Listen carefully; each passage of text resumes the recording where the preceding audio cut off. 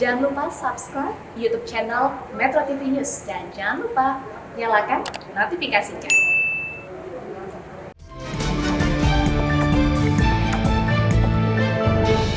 Syarat PCR dikritik.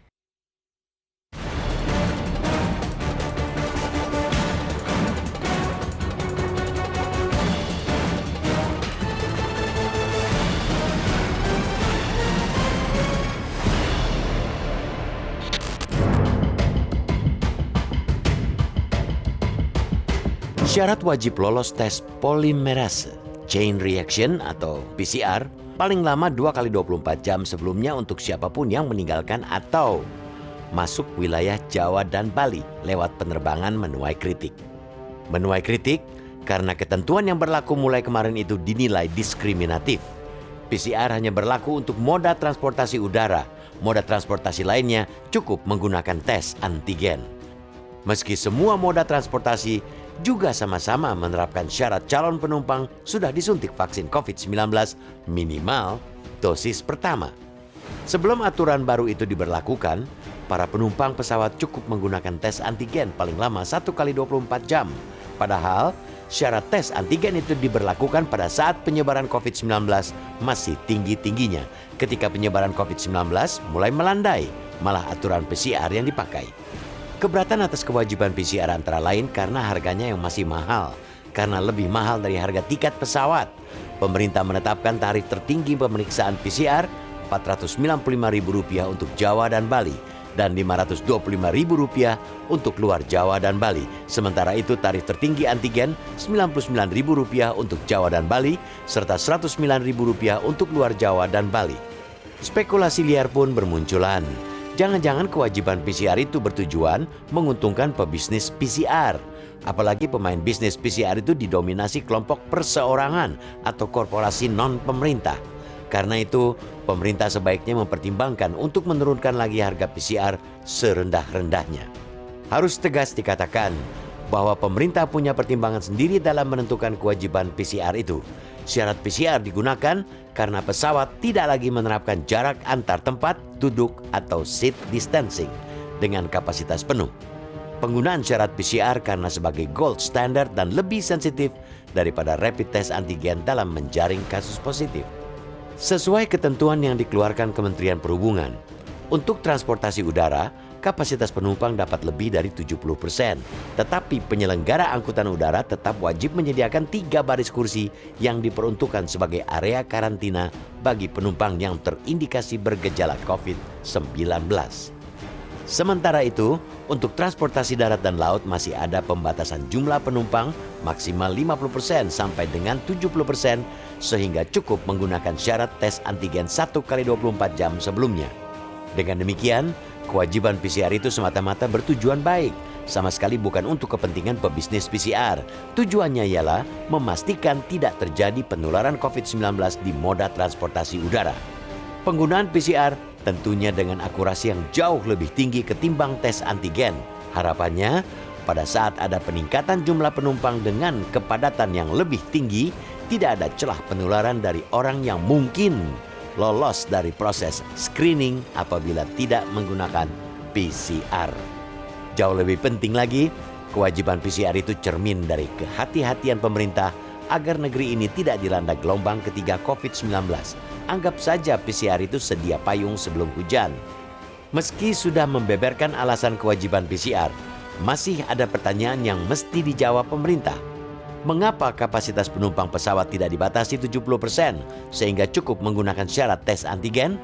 Mengapa waktu pemberlakuan PCR tidak menjadi 3x24 jam? Mengingat di sejumlah daerah tidak semua laboratorium PCR bisa mengeluarkan hasil cepat. Atau antigen saja, tapi harus vaksinasi 2 kali. Karena itulah, Ketua DPR Puan Maharani meminta pemerintah untuk menjawab kebingungan masyarakat terkait dengan kebijakan PCR tersebut. Puan mengaku heran kebijakan wajib PCR diberlakukan di saat kasus corona tengah melandai. Karena itu, kata Puan, pemerintah harus menjawab pertanyaan yang timbul di tengah masyarakat. Kita percaya pemerintah mendengarkan keberatan masyarakat dan secara berkala mengevaluasi kebijakannya. bukan tidak mungkin kewajiban PCR itu akan direvisi atau malah kewajiban PCR diberlakukan untuk semua moda transportasi demi perlakuan yang sama. Tidak ada kebijakan diskriminatif.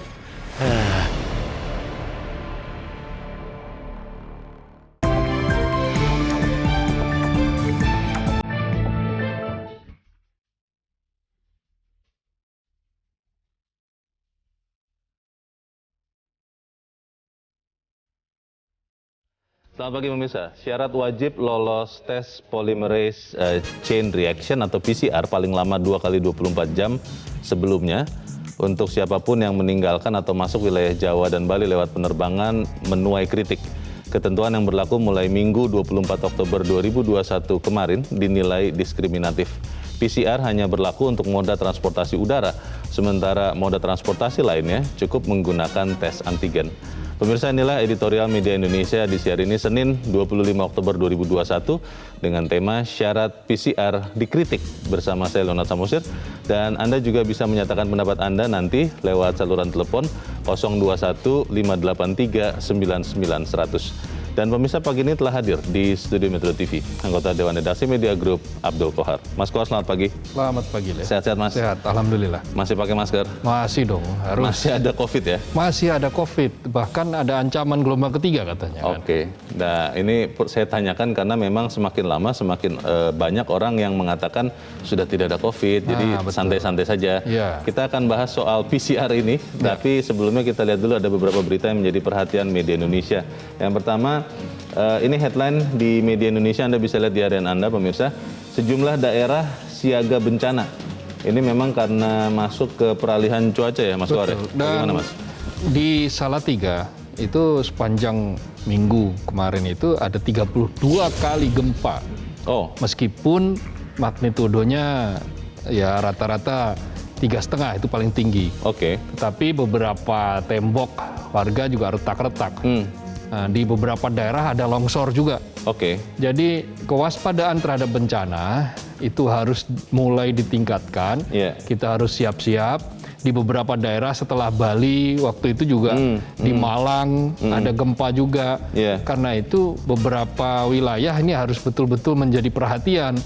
Karena musim penghujan itu biasanya selain ada beberapa gesekan lempeng ya, itu juga kita selalu dalam kontur geografis kita itu biasanya banjir dan longsor itu menjadi satu paket gitu loh, semacam satu paket. Nah, karena itu kita harus betul-betul mempraktekkan apa yang menjadi wisdom kita, sedia payung sebelum hujan kan katanya begitu. Iya, dan itu benar-benar harus dilakukan ya. Iya. Termasuk juga mungkin di sekitar kita ini, Mas Kohar, di Jakarta. Betul.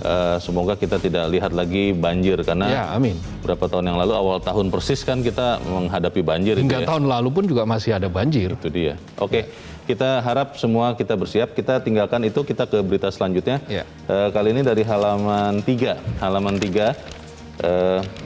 Dari dunia politik dan hukum. Sudahi tarik ulur jadwal pemilu 2024. Ini kelihatannya masih belum bersepakat juga, Mas Kohar. Betul. Ini bagaimana, Mas? Pemerintah menghendaki kira-kira di range di tanggal 15 Mei. Ya. Sementara KPU pernah mengusulkan itu di bulan Februari, akhir Februari. Iya. Nah, beberapa kalangan juga ada yang mengkritik pemerintah, mengapa pemerintah harus ngotot 15 Mei. Sementara pemerintah berargumen bahwa akan ada banyak risiko kalau tanggal pelaksanaan pemungutan suara itu, Pilpres itu dimajukan. Oke. Akan banyak terjadi konflik horizontal dan seterusnya. Akan ada hate speech yang berkembang terus-menerus. Akan ada banyak hoax dan seterusnya. Tetapi para aktivis demokrasi melihat ya itu bukan menjadi alasan. Nah, KPU tentu saja sudah punya alasan kenapa dimajukan menjadi Februari. Sementara pemerintah juga punya alasan.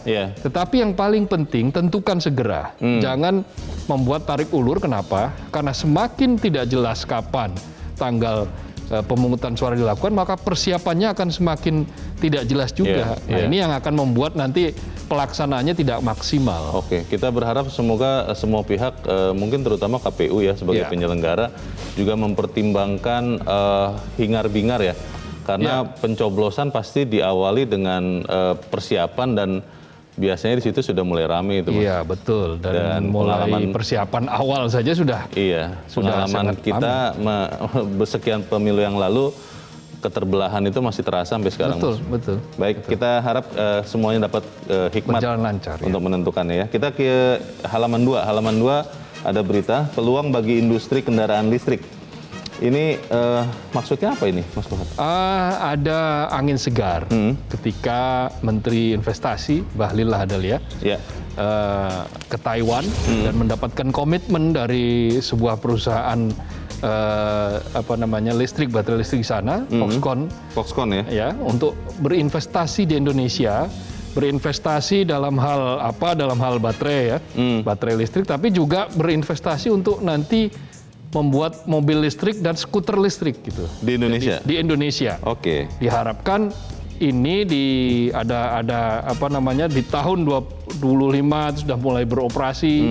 Kemudian tahap selanjutnya pada setelah itu maka ya di Indonesia sudah banyak perusahaan listrik karena memang potensi kita luar biasa, Leo. Betul. Potensi kita untuk memproduksi litium sebagai salah satu bahan utama baterai listrik itu sangat besar.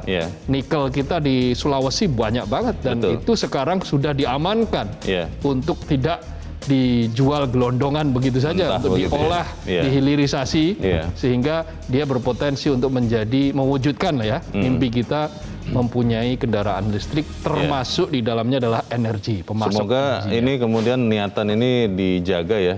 Karena kan pasti proses pembangunannya butuh waktu, Mas Kohar. Betul, harus konsisten ini. Iya, dan nanti di tengah jalan jangan sampai ketika ada pergantian kepemimpinan nasional berubah juga itu kebijakan. Betul, konsistensi penting, lalu kemudahan investasi juga tidak kalah penting. Oke, kita doakan, kita pantau nanti sama-sama seperti apa prosesnya. Kita ke editorial. Editorial pagi ini pemirsa diberi judul Syarat PCR dikritik.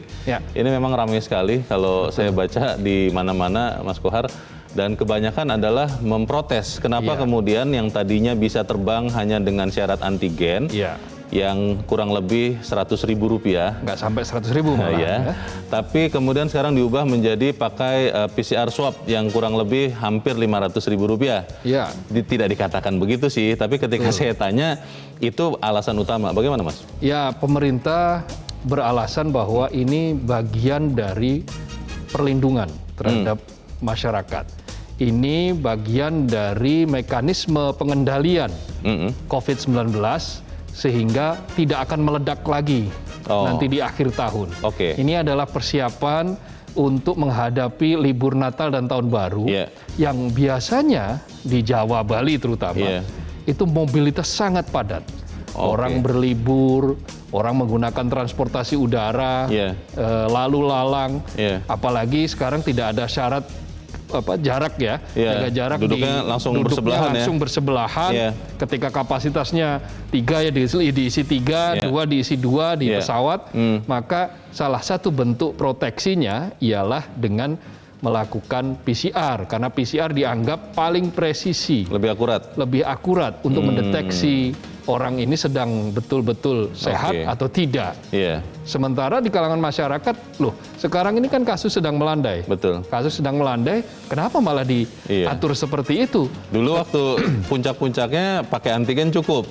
Sekarang ketika sudah turun, loh kok malah diperketat, itu kan aneh begitu. Nah, memang tidak ada benchmark ya, karena COVID ini tidak mengenal contoh karena ini virus yang sama sekali baru, sehingga ya pemerintah wajar belaka kalau kemudian ada perubahan-perubahan di sana sini. Gitu. Ada pertanyaan juga terkait PCR swab ini, Mas Kohar, adalah kenapa hanya pesawat? Kenapa tidak ketika naik bis atau naik kereta yang juga sebenarnya mungkin lebih padat ya, lebih banyak penumpang diangkut sekali jalan itu, kenapa tidak diterapkan hal yang sama? Banyak pertanyaan yang akan kita bahas dan ini akan kita bahas, Mas Kohar, dan pemirsa, inilah editorial Media Indonesia untuk hari ini, Senin 25 Oktober 2021, syarat PCR dikritik.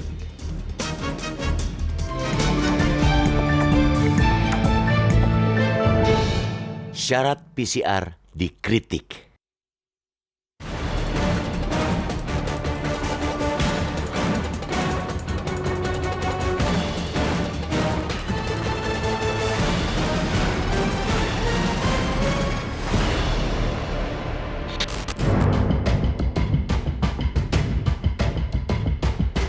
Syarat wajib lolos tes polimerase chain reaction atau PCR paling lama 2 kali 24 jam sebelumnya untuk siapapun yang meninggalkan atau masuk wilayah Jawa dan Bali lewat penerbangan menuai kritik. Menuai kritik karena ketentuan yang berlaku mulai kemarin itu dinilai diskriminatif. PCR hanya berlaku untuk moda transportasi udara. Moda transportasi lainnya cukup menggunakan tes antigen. Meski semua moda transportasi juga sama-sama menerapkan syarat calon penumpang sudah disuntik vaksin COVID-19 minimal dosis pertama. Sebelum aturan baru itu diberlakukan, para penumpang pesawat cukup menggunakan tes antigen paling lama 1 kali 24 jam. Padahal syarat tes antigen itu diberlakukan pada saat penyebaran COVID-19 masih tinggi-tingginya. Ketika penyebaran COVID-19 mulai melandai, malah aturan PCR yang dipakai. Keberatan atas kewajiban PCR antara lain karena harganya yang masih mahal. Karena lebih mahal dari harga tiket pesawat, pemerintah menetapkan tarif tertinggi pemeriksaan PCR Rp495.000 untuk Jawa dan Bali dan Rp525.000 untuk luar Jawa dan Bali. Sementara itu tarif tertinggi antigen Rp99.000 untuk Jawa dan Bali serta Rp109.000 untuk luar Jawa dan Bali. Spekulasi liar pun bermunculan. Jangan-jangan kewajiban PCR itu bertujuan menguntungkan pebisnis PCR. Apalagi pemain bisnis PCR itu didominasi kelompok perseorangan atau korporasi non-pemerintah. Karena itu, pemerintah sebaiknya mempertimbangkan untuk menurunkan lagi harga PCR serendah-rendahnya. Harus tegas dikatakan bahwa pemerintah punya pertimbangan sendiri dalam menentukan kewajiban PCR itu. Syarat PCR digunakan karena pesawat tidak lagi menerapkan jarak antar tempat duduk atau seat distancing dengan kapasitas penuh. Penggunaan syarat PCR karena sebagai gold standard dan lebih sensitif daripada rapid test antigen dalam menjaring kasus positif. Sesuai ketentuan yang dikeluarkan Kementerian Perhubungan, untuk transportasi udara, kapasitas penumpang dapat lebih dari 70%. Tetapi penyelenggara angkutan udara tetap wajib menyediakan 3 baris kursi yang diperuntukkan sebagai area karantina bagi penumpang yang terindikasi bergejala COVID-19.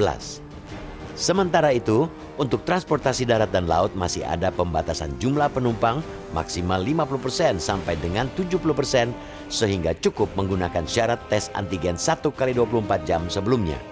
Dengan demikian, kewajiban PCR itu semata-mata bertujuan baik, sama sekali bukan untuk kepentingan pebisnis PCR. Tujuannya ialah memastikan tidak terjadi penularan COVID-19 di moda transportasi udara. Penggunaan PCR tentunya dengan akurasi yang jauh lebih tinggi ketimbang tes antigen. Harapannya, pada saat ada peningkatan jumlah penumpang dengan kepadatan yang lebih tinggi, tidak ada celah penularan dari orang yang mungkin lolos dari proses screening apabila tidak menggunakan PCR. Jauh lebih penting lagi, kewajiban PCR itu cermin dari kehati-hatian pemerintah agar negeri ini tidak dilanda gelombang ketiga COVID-19. Anggap saja PCR itu sedia payung sebelum hujan.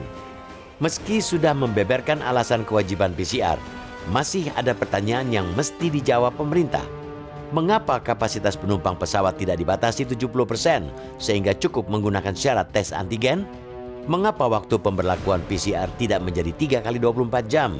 Mengingat di sejumlah daerah tidak semua laboratorium PCR bisa mengeluarkan hasil cepat.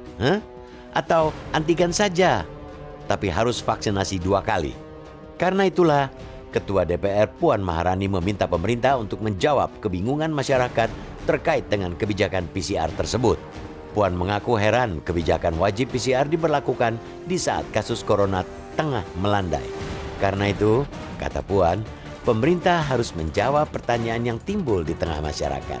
Kita percaya pemerintah mendengarkan keberatan masyarakat dan secara berkala mengevaluasi kebijakannya. Bukan tidak mungkin kewajiban PCR itu akan direvisi atau malah kewajiban PCR diberlakukan untuk semua moda transportasi demi perlakuan yang sama. Tidak ada kebijakan diskriminatif.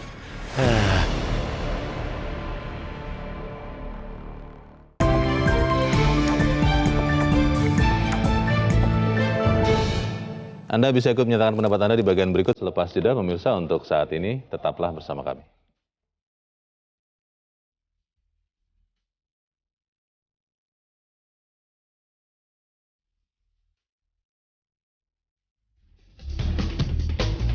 Terima kasih pemirsa, Anda masih bersama kami di Editorial Media Indonesia. Mas Kohar, kita mau, sebelum berdiskusi kita mau bertanya dulu. Mas Kohar, kita sudah terhubung lewat saluran telepon dengan Ketua Bidang Kesehatan DPP Partai Nasdem, Oki Asokawati. Mbak Oki, selamat pagi. Selamat pagi Mas Teo, selamat pagi Mas Kohar. Pagi. Mbak Oki, pemerintah mulai kemarin meminta atau menerapkan syarat PCR swab untuk penerbangan di Jawa dan Bali. Mbak Oki, Nasdem melihat ini harus didukung, harus ditolak atau seperti apa?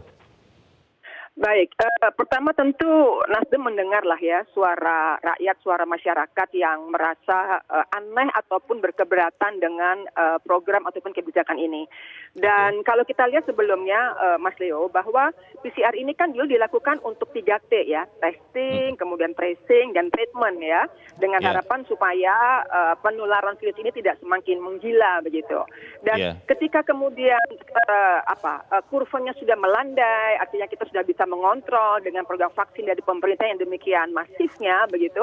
Nasdem juga melakukan vaksinasi yang luar biasa, menurut saya sudah hampir di selindo. Kemudian kurvanya melandai. Tapi ketika melandai, kemudian PCR ini dilakukan. Artinya filosofi awal di mana PCR ini dilakukan itu kayaknya nggak linier begitu dengan kurvanya yang sekarang. Itu yang pertama gitu ya. Dan yang kedua, jadi kok seolah-olah program pemerintah sebelumnya yaitu vaksinasi, kemudian dan juga social distance dan lain sebagainya nggak bermakna. Karena jelas ketika vaksin ini menjadi satu gerakan itu kan kemudian melandai. Dan dengan adanya vaksinasi ini mereka-mereka katakanlah yang rentan seperti yang disebutkan, ada yang komorbid, lansia gitu ya. Itu menjadi tidak berat ketika terpapar oleh virus ini. Dan yang menariknya lagi, ini data dari Masyarakat Transportasi Indonesia bahwa dari tahun 2020 itu kita sedang tinggi-tingginya juga hanya ada 44 kasus dari 1,2 miliar pelaku perjalanan dengan moda transportasi udara. Itu artinya dari 27 juta pelaku perjalanan pesawat ini hanya ada satu kasus. Nah, karena memang di antara semua moda transportasi itu memang melalui pesawat itu penularannya paling rendah karena mereka mempunyai HEPA. Kalau kita melihat sekarang diduga bahwa prokes itu semakin rendah dan ini risiko semakin tinggi kalau kemudian tidak ditingkatkan langkah pencegahannya. Kalau PCR ini dianggap sebagai sesuatu yang lebih akurat daripada antigen, ini kita dukung atau bagaimana, Mbak Oki? Oke, tentu sebagai salah satu syarat pelindungan, Nasdem sangat setuju. Hanya saja mungkin bisa nanti biayanya yang bisa dipangkas. Seperti misalnya antigen, harga tesnya ya? Iya, harga PCR-nya. Kalau memang itu dianggap pemerintah bisa sebagai salah satu program untuk pelindungan seperti itu. Jadi sekali lagi ya posisi Nasdem seperti itu. Kami mendengar suara masyarakat rakyat. Kalau memang itu sebagai pelindungan, monggo silakan kalau memang ingin dilakukan. Tapi tolong deh harganya itu diturunkan. Dan sekali lagi punya catatan bahwa penularan vaksin atau penularan virus di pesawat itu karena ada HEPA itu maka sebenarnya paling kecil begitu. Mbak Oki, sudah bertanya ke pemerintah tidak terkait ini? Bertanya langsung maksud saya? Iya, mungkin ini bisa Komisi 9 yang kemudian diketahui oleh Partai Nasdem yaitu Ibu Feli, itu sudah bertanya kepada pemerintah, memang belum ada jawabannya, begitu. Jadi kita masih menunggu komunikasi dari pemerintah seperti apa, tapi sikapnya adalah tetap mendukung kalau ini untuk memastikan kesehatan, keamanan dari masyarakat, begitu ya Mbak Oki ya? Dan harga yang dipangkas paling tidak sama lah seperti antigen, gitu, tidak memberatkan masyarakat. Dengan harga yang diturunkan. Tapi kalau kemudian harga diturunkan, akurasinya berkurang, bagaimana tuh Mbak Oki? Ya, makanya tadi yang Mas Leo tadi tanyakan dan angkat mengenai isu ini bahwa perlu ada pertanyaan lebih jauh, kemudian mengenai akurasinya itu. Ya, baik. Kita harapkan nanti ada komunikasi lebih jelas dan supaya kemudian kita sama-sama tidak menghadapi gelombang ketiga, begitu ya Mbak Oki. Mbak Oki, terima kasih sudah mencerahkan kami pagi ini. Selamat pagi.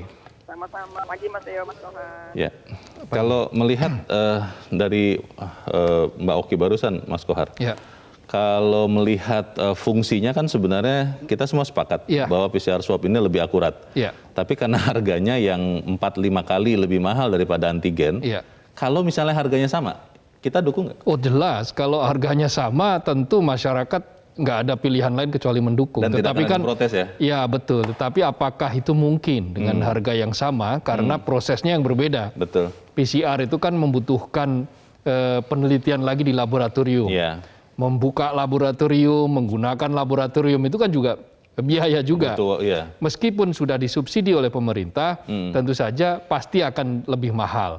Tetapi bagaimana caranya, meskipun lebih mahal, kalau bisa diturunkan lagi, kenapa tidak? Oke. Kalau pemerintah memang bertujuan untuk memberikan protection, memberikan proteksi, ya turunkan lagi harga PCR itu, sehingga dia relatif bisa terjangkau oleh pengguna transportasi udara. Iya. Nah, gini loh, memang kita tidak bisa memungkiri ada perilaku ya, ada perilaku yang berubah ketika melihat kasus ini mulai melandai. Betul. Nah, kemarin misalnya kan sudah 623 dalam 24 jam Iya.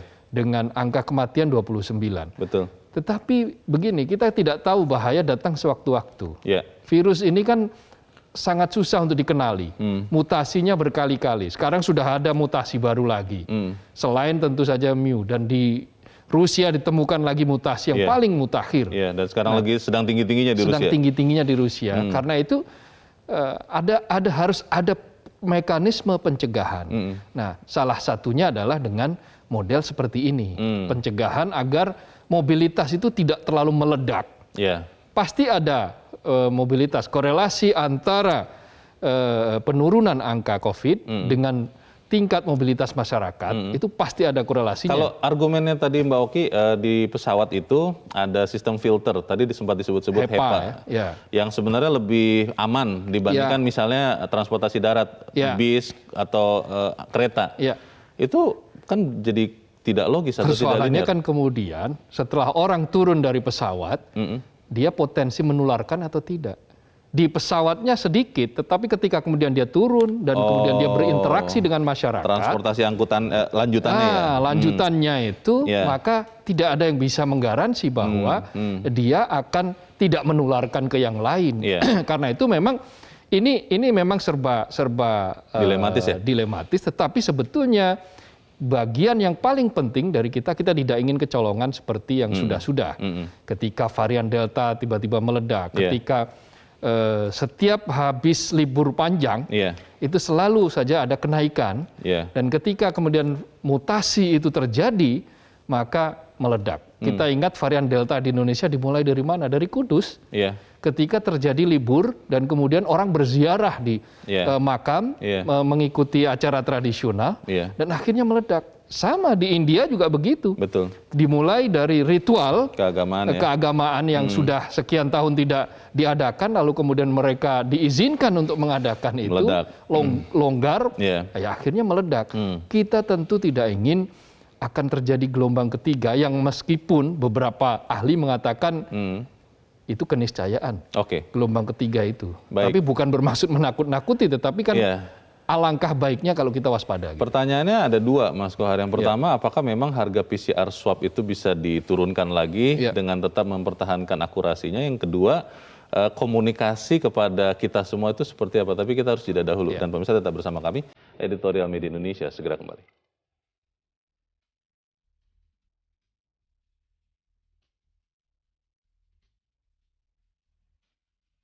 Terima kasih pemirsa, Anda masih bersama kami di Editorial Media Indonesia. Mas Kohar, sekarang saatnya kita mendengar Mas dari pemirsa Metro TV, masyarakat, bagaimana syarat PCR ini. Kita sudah terhubung dengan pemirsa Metro TV di Tanjung Selor, Kalimantan Utara. Ada Pak Yunus Luat. Pak Yunus, selamat pagi. Selamat pagi. Salam sehat selalu untuk seluruh warga NKRI tercinta. Ya, Pak Yunus, bagaimana Pak? Pertama, ya silakan. Pertama saya ucapkan selamat hari jadi Provinsi Kalimantan Utara yang ke-9 tahun, tanggal 25 Oktober tahun 2021. Kemudian syarat dari PCR polymerase chain reaction ini memang wajar kalau dikritik. Ini dikritik karena kemahalan. Saya juga tidak pernah berangkat, tetapi kalau pemerintah tetapkan ini untuk menjadi syarat, saya kira kita harus patuhi demi keselamatan bagi segenap warga masyarakat. Pakai saja PCR itu. Tetapi tolong jangan terlalu mahal harganya, dari 900.000 sampai 1 juta, bisa turun dia sampai 495. Tetapi Baik. sebenarnya harganya paling tidak 275. Laksanakan, tetapi jangan terlalu mahal. Karena kita Oke. mengedepankan upaya keselamatan bagi segenap lapisan warga masyarakat, Baik. menerapkan salus populi suprema Baik. esto. Oke, terima kasih Pak Yunus Luat di Tanjung Selor, Kalimantan Utara. Selamat pagi. Di belakang Pak Yunus ada Pak Ondo Silitonga di Bekasi, Jawa Barat. Pak Ondo, selamat pagi. Selamat pagi Bung Leo. Selamat pagi Bung Kohar. Selamat Pagi, pagi, Pak Pak Ondo. Ondo. Silakan Pak, pendapat Anda Pak. Iya.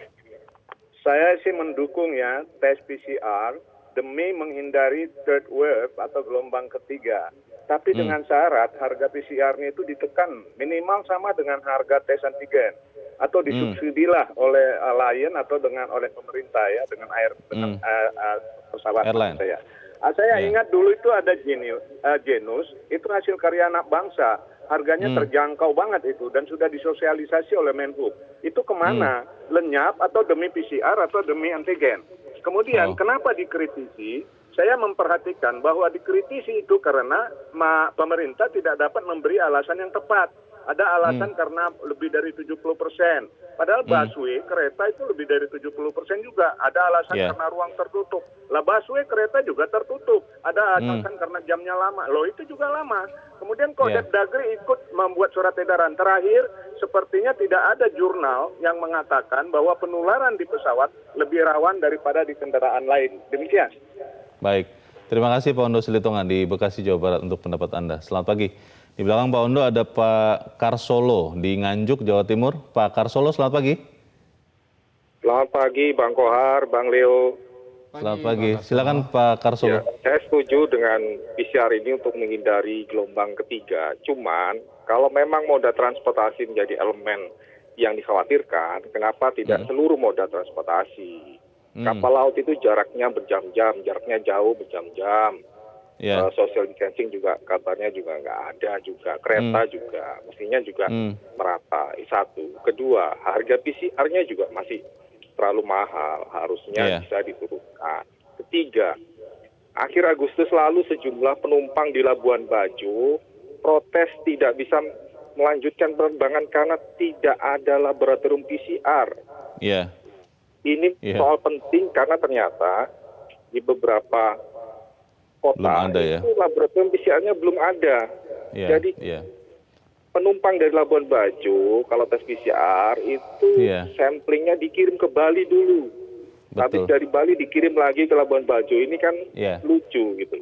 Ya, karena laboratorium PCR-nya belum rata. Oke, jadi setuju tapi harga diturunkan kemudian juga ke moda transportasi yang lain juga dipikirkan untuk dilakukan begitu ya Pak Karsolo ya? Ya, dan laboratorium PCR-nya masih belum rata. Oke, baik. Terima kasih Pak Karsolo untuk pendapat Anda dari Nganjuk, Jawa Timur. Selamat pagi. Di belakang Pak Karsolo masih ada pemirsa Metro TV. Kali ini ada Pak Rudi di Bontang, Kalimantan Timur. Pak Rudi, selamat pagi. Selamat pagi, Pak. Selamat pagi, Pak Rudi. Pak Kohar. Waalaikumsalam. Waalaikumsalam. Silakan Pak Rudi, pendapat Anda Pak, syarat PCR ini bagaimana Pak? Iya, saya sangat tertarik dengan media Indonesia pagi ini soal PCR itu Pak, karena PCR itu kan sudah ada 3 macam selama pandemi ini Pak. Ada namanya rapid test, terus antigen, terus PCR lagi nih. Itu kan terlalu kayak kami sebagai rakyat itu terlalu pusing Pak mikirkan mana yang sebenarnya yang harus dipakai yang terus. Kalau memang PCR yang mau dipakai, syaratnya itulah tidak usah ada lagi antigen, tidak usah lagi ada namanya rapid test itu Pak. Karena ini juga terlalu tinggi, terlalu biayanya sangat mahal sekali Pak untuk kami rakyat kecil ini. Terlalu mahal ya? Karena iya Pak, terlalu mahal karena ya yang kayak kami pedagang-pedagang, supir-supir segala macam itu kan kalau mau bepergian kan banyak yang di Kalimantan khususnya di Bontang sini atau Samarinda itu semuanya kan banyak yang Oke, Pak Rudi, kalau menurut Anda Pak Rudi harga PCR yang tidak terlalu mahal itu di kisaran berapa Pak? Kita ya paling minim paling itu ya sekitar 200.000 lah Pak. Itu kan sudah cukup mungkin ya? Untuk alat-alat segala macam itu dikali sekian ratus orang kan sudah banyak itu Pak. Daripada 495.000 itu dikali berapa kan begitu Pak hitungannya. Jadi kalau harganya gitu, bisa diturunkan ke sampai 200.000, Pak Rudi setuju? Sangat setuju Pak. Itu kan sudah tidak terlalu pemerintah juga tidak terlalu terbebani. Baik. Terus masyarakat juga tidak terlalu terbebani gitu Pak. Baik, terima kasih Pak Rudi untuk pendapat Anda dari Bontang, Kalimantan Timur. Selamat pagi Pak Rudi. Kelihatannya mayoritas masalah harga ini Mas Kohar. Ya, bagaimana memang, Mas? Artinya begini, berarti masyarakat kan semakin aware, semakin peduli bahwa ini adalah bagian dari mekanisme perlindungan. Menjaga mereka sendiri mencegah mereka sendiri agar tidak tertular. Mencegah agar tidak terjadi gelombang ketiga, mencegah agar tidak terjadi penularan yang lebih dahsyat karena mutasi-mutasi baru. Nah, tetapi persoalannya kemudian harganya masih dianggap kemahalan, karena dengan harga hampir 500.000 itu sesuatu yang menyusahkan bagi sebagian masyarakat, karena wilayah-wilayah di Indonesia itu ada yang ternyata memang ya tidak semua orang berada pada level tertentu untuk kemudian dia harus naik pesawat. Ada yang karena memang kebutuhan-kebutuhan yang sangat-sangat mendesak. Kecepatan ya. Mereka butuh naik pesawat, butuh mendapatkan PCR dengan harga yang masih masuk akal menurut ukuran mereka, tidak terlalu berat. Tetapi infrastrukturnya juga harus tersedia. Ini yang menjadi problem kita. Sekian puluh tahun ini ternyata memang infrastruktur dasar kesehatan kita harus kita akui belum memadai. Pemerataan belum memadai. Itu yang terjadi, dan COVID-19 ini akhirnya menyadarkan kita tentang bagaimana pentingnya, katakanlah misalnya membuat laboratorium merata di hampir semua wilayah. Di titik-titik yang selama ini jauh. Misalnya dari Labuan Bajo harus ke Bali dulu, dikirim Bali dulu, itu kan butuh waktu dan biaya yang sangat besar. Karena itu harus dipikirkan. Harus dipikirkan bagaimana infrastruktur ini, dari mana dananya? Ya otomatis pasti harus dari pemerintah. Karena penanganan COVID ini kan menjadi satu paket ya. Satu paket yang dilakukan oleh pemerintah, termasuk di dalamnya adalah tracing, termasuk di dalamnya adalah treatment. Dan itu memang semua biaya. Semua negara melakukan itu, dan semua negara itu melakukan hal-hal yang memang harus dilakukan dengan biaya berapapun bahkan. Yang penting adalah menyelamatkan rakyat mereka. Tadi Pak Ondo menarik itu Mas Kohar. Dulu kita belum berapa lama sih dulu itu. Kita masih ingat ada yang namanya Genos, dan itu didorong oleh Menteri Perhubungan untuk dipakai, dan saya tidak tahu sekarang bagaimana nasibnya itu. Sekarang kan tidak dipakai lagi. Karena Kenapa? tidak akurat. Karena satu begitu, kedua syarat dan ketentuan berlakunya itu sangat banyak. Sekian jam sebelumnya tidak boleh makan ini, makan itu. Karena itu nafasnya itu karena terlalu complicated dan belum bisa diandalkan dari sisi presisi, maka itu tidak direkomendasikan.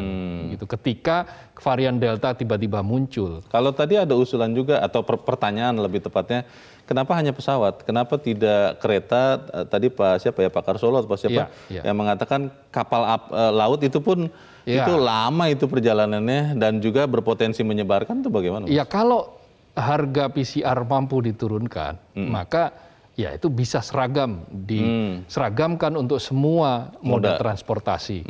Tetapi ada perbedaan. Kereta api itu sekarang sampai saat ini itu masih menggunakan penjarakan untuk tempat duduk. Jadi tidak ada orang boleh, kalau kecuali dia satu keluarga, dia boleh duduk di kursi yang berjejeran. Jadi belum 100% ya kereta api? Belum 100%. Sampai sekarang itu masih ada tempat-tempat duduk yang harus kosong. Kenapa? Karena ya demi mematuhi protokol kesehatan dalam hal menjaga jarak itu. Kapasitasnya juga belum full. Sementara pesawat itu kan kapasitasnya sudah full, 100% tempat duduknya. Maka ya wajar kalau kemudian kereta api misalnya itu masih menggunakan antigen. Dan untuk kecepatan, selain itu juga tiket kereta api itu kan tidak semahal pesawat. Itu dia. Sekian banyak pertanyaan, sekian banyak ketidakjelasan atau mungkin sudah jelas tapi tidak sampai. Ya. Itu kan akhirnya membuat masyarakat bertanya-tanya, ini bagaimana sih? Nah, saya jadi teringat bahwa kita masih punya Satgas kan ya, Satgas COVID nasional ya. Betul. Itu apakah memang sudah disosialisasikan atau kurang? Kita akan bahas di bagian berikut selepas jeda. Mas Kohar tetap bersama kami. Editorial Media Indonesia segera kembali.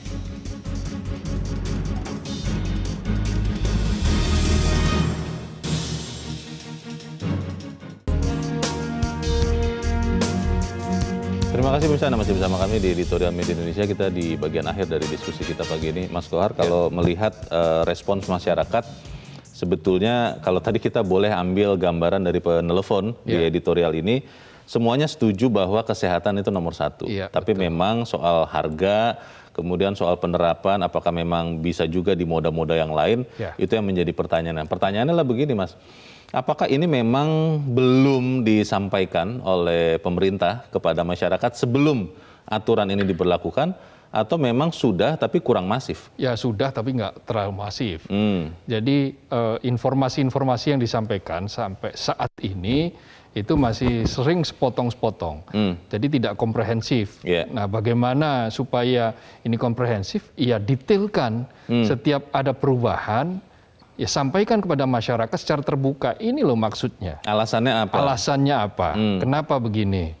Lalu bagaimana ini kita akan mengambil langkah selanjutnya? Itu harus didetailkan pada masyarakat supaya masyarakat itu tahu dan kemudian masyarakat paham. Setelah paham, masyarakat tahu, mengerti. Nah, pemerintah kan sudah punya misalnya data. Data tentang mulai tidak patuhnya masyarakat, mulai ada penurunan lah, penurunan terhadap protokol kesehatan. Mereka yang tingkat kepatuhannya di angka 75% sampai 90%, itu sudah mulai turun 5%. Mereka yang tadinya sangat-sangat patuh, itu sudah turun 6%. Sementara mereka yang tidak patuh, itu mulai ada kenaikan. Bertambah sekitar 2,5%. Nah, dalam kurun waktu antara tanggal 3 sampai tanggal 22, artinya 3 minggu terakhir. Pendek sekali ya. 3 minggu terakhir, ketika kasus mulai melandai, ketika angka positivity rate-nya 0,5-0,6%, artinya itu kan sudah sangat turun. Betul. Nah, ini yang harus dijelaskan. Kalau memang ada data seperti itu, lalu ditunjukkan juga ketika ada pertanyaan, loh kan pesawat tidak terlalu menularkan karena di sana ada mekanisme tertentu, ada HEPA dan seterusnya. Ada filternya. Oke, katakanlah begitu. Sedikit yang kena. Tetapi setelah mereka turun, mereka berinteraksi, kemudian setelah itu dia kembali ke titik asal, ke titik mula dia naik pesawat. Di situ titik bahayanya. Disitulah titik bahayanya. Tetapi ini harus dijelaskan kepada publik, kepada masyarakat sejelas-jelasnya. Kalau ada yang berpendapat bahwa sebetulnya kan sudah vaksinasi 2 kali, sudah lengkap. Betul. Kalau begitu percuma dong kita kemarin rame-rame vaksinasi, mensukseskan program pemerintah, kalau masih tetap harus dites lagi, itu bagaimana, Mas? Ya, tidak ada yang percuma karena imunisasi atau kemudian vaksinasi itu kan ada durasi waktu di mana ada penurunan imunitas. Ketika misalnya orang yang sudah vaksin dalam kurun waktu kira-kira 1 tahun, ya pasti ada menurut teori, menurut penelitian pasti kan menurun. Malah 6 bulan katanya sudah turun itu, Mas. Ada yang 6 bulan katanya, kan artinya perlu disuntik lagi, tetapi kan jangankan kita booster, yang 1 dan yang 2 yang lengkap saja kita baru sekitar 30-an%. Yang dosis lengkap. Belum sampai separuh ya? Belum sampai separuh. Karena itu, ya di dalam situasi seperti ini memang tidak ada cara lain kecuali kita patuh pada protokol kesehatan. Yang mengkomunikasikan semua yang tadi kita diskusikan ini sebenarnya siapa ya? Karena saya tadi bertanya ke Mas Kohar, Satgas itu masih ada atau tidak? Ada Satgas. Masih ada ya? Masih ada, Satgas masih ada. Harus gencar dilakukan itu. Ada Kementerian Kesehatan, ada Kementerian Dalam Negeri yang berbicara soal pelevelan, bagaimana daerah itu terjadi. Ada Kementerian Perhubungan. KPCPEN itu masih ada ya? KPCPEN masih ada dalam konteks dia bagaimana ekonomi bangkit tetapi protokol kesehatan juga tetap terjaga misalnya. Itu satu paket. Ada Kominfo yang menjadi juru bicaranya semua lembaga-lembaga dan kementerian yang ada di pemerintahan. Jadi dalam satu paket, dalam orkestrasi yang sama, dalam narasi yang sama, dalam tone yang sama, maka itu akan ditangkap secara sama oleh masyarakat. Oh, berarti ini pemerintah firm. Oh, berarti perubahan-perubahan yang terjadi ini memang mengikuti perkembangan. Sekali lagi Leo, bahwa COVID-19 kali ini itu belum ada benchmark negara manapun yang berhasil. Karena ini virus baru. Amerika saja sampai sekarang masih kesulitan. Padahal dia vaksinasinya jauh lebih besar. Singapura kita pikir sudah berhasil, Singapura ternyata tinggi lagi. Tetapi sekarang bedanya begini, mereka sudah mulai bisa berada dalam transisi dari pandemi menuju ke endemi. Kenapa? Karena fasilitas kesehatan mereka sangat memadai. Lebih bagus daripada Indonesia. Betul. Itulah ketika ada pertanyaan mengapa kalau ada orang menyaksikan Liga Inggris. Menyaksikan pertandingan Liga Inggris. Katakanlah misalnya MU lawan Liverpool. Kenapa bisa kenapa stadion kapasitasnya penuh? Lapas masker. Bisa masker dilepas dan seterusnya. Karena kalaupun toh mereka kena, kasusnya positifnya meledak, tetapi tidak parah. Dan vaksinasi juga sudah lebih tinggi di sana. Fasilitas kesehatan sudah cukup memadai. Nah, kita kan belum sampai pada tahap itu, karena itu ya jangan iri dengan situasi yang ada di sana. Keresahan masyarakat ini sebaiknya dijawab oleh siapa, kapan, bagaimana caranya nih, Mas? Yang tadi mulailah sekarang dengan jelas, dengan firm, dengan orkestrasi yang sama. Kementerian Kesehatan bicara A, Satgas bicara A juga, Kementerian Perhubungan bicara A, Kementerian Pariwisata juga sama bicara A. Jadi dalam orkestrasi yang sama, dalam satu tarikan napas, dalam sebuah dirijen yang jelas, conducting yang jelas, maka masyarakat akan bisa menerima bahwa clear ini. Kalau pemerintah bersikap misalnya diamkan saja, nanti diam sendirinya, bagaimana? Oh, nggak bisa seperti itu, karena kita berisiko menghadapi problematika yang semakin rumit ke depan.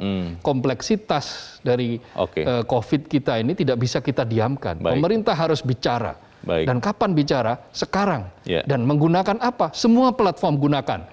Media konvensional, media mainstream, media sosial. Gunakan, jangan hanya pilih salah satu saja, misalnya media sosial aja. Nah, masyarakat tidak semua bisa mengakses media sosial. Kan gitu. Baik, kita harapkan apa yang kita diskusikan pagi ini berguna juga untuk memberi masukan bagi otoritas ya. Mas Kohar, terima kasih sudah hadir di tempat ini. Selamat pagi. Selamat pagi, Leo. Terima kasih.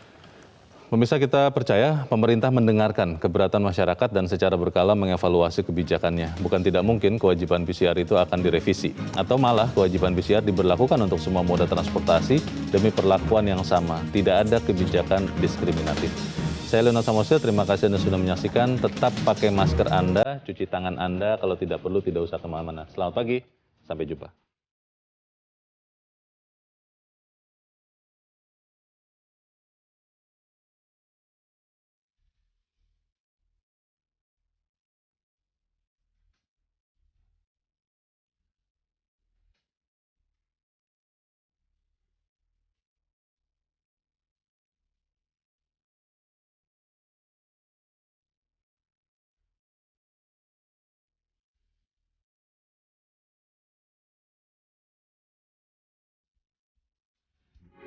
Metro TV